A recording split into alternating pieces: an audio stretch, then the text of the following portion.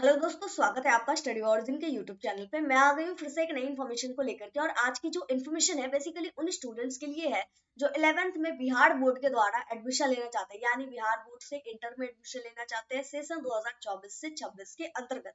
तो इसमें हम लोग एडमिशन की पूरी प्रक्रिया की बात करेंगे और साथ ही साथ एक नोटिस भी जारी किया गया है जिसमें एडमिशन की डेट वगैरह मेंशन है। तो क्या एडमिशन कब से शुरू होगी, अगर होगी तो प्रक्रिया क्या रहेगा और वो नोटिस का मतलब क्या है, इन सभी चीजों के बारे में हम लोग डिटेल में डिस्कस करेंगे। तो चलिए शुरू करते हैं, लेकिन उससे पहले चैनल को सब्सक्राइब जरूर कर लेते हैं ताकि आपको आगे की सारी इन्फॉर्मेशन इसी तरीके से मिलते रहेगी। नोटिस देखने के लिए हम लोग चलते हैं कंप्यूटर की स्क्रीन की तरफ।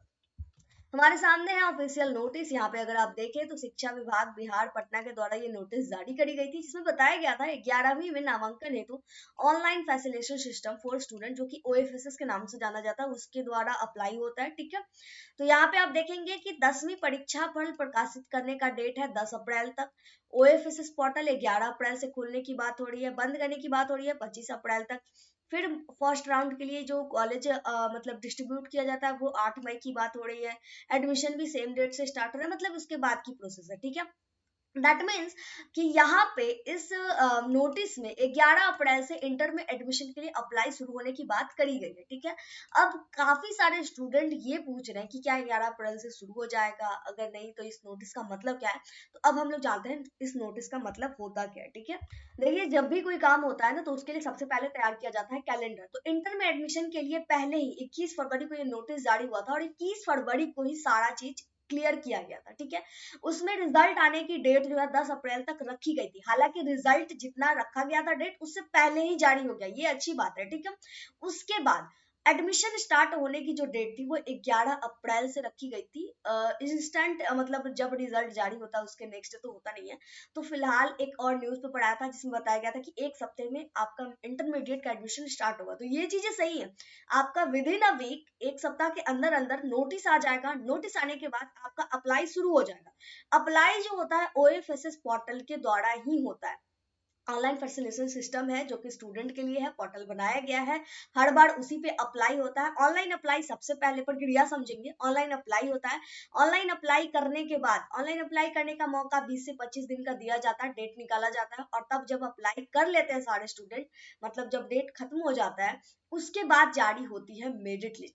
अप्लाई करते वक्त काफी सारे स्टूडेंट ये भी पूछ रहे थे कि अप्लाई करते वक्त कितना चार्ज लगता है। तो देखिए 300 के आसपास लगता है, कैटेगरी वाइज थोड़ा बहुत डिफर हो सकता है, वो अनदर मैटर है। अब इस बार नोटिस निकलेगा तो कितना फीस लगेगा ये कुछ कहा नहीं जा सकता, लेकिन रेंज वही रहता है। ठीक है, अब आगे की बात करते हैं प्रक्रिया की। तो जैसे ही अप्लाई खत्म होता है तब निकलती है मेरिट लिस्ट।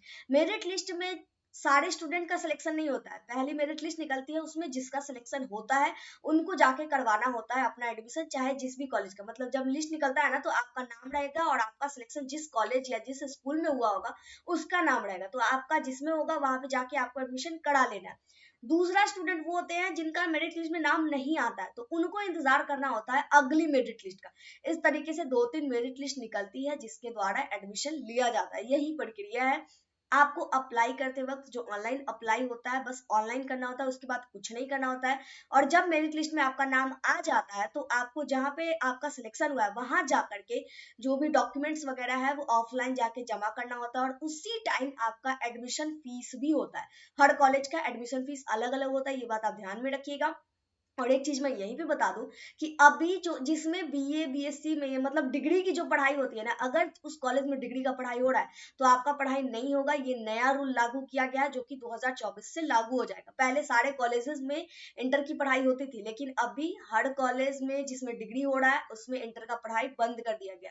तो आपको स्कूल या फिर जो इंटर के सिर्फ कॉलेज है उसमें ही एडमिशन मिलेगा। हालांकि इंटर कॉलेज और स्कूल का लिस्ट क्या क्या है इसको लेकर के भी जल्दी ही वीडियो आने वाली है। ठीक है, तो ये जो छोटी सी इन्फॉर्मेशन थी आपके एडमिशन से रिलेटेड थी। आगे जो भी नोटिस जारी होती है डेफिनेटली आप तक पहुंचाया जाएगा। इसके लिए आप हमारे व्हाट्सएप ग्रुप टेलीग्राम चैनल को ज्वाइन कर सकते हैं, जहां से आपको टाइम टू टाइम हर चीज की अपडेट मिलती रहेगी। लिंक आपको ज्वाइन करने का डिस्क्रिप्शन बॉक्स में मिल जाएगा। इसी के साथ इस वीडियो को शेयर कीजिए उनके पास जो इस बार इंटर में एडमिशन लेना चाहते हैं। इसी के साथ इस वीडियो को यहीं पे कंप्लीट करते हैं। मिलते हैं अगली वीडियो में अगली इन्फॉर्मेशन को लेकर के। जय भारत जय बिहार।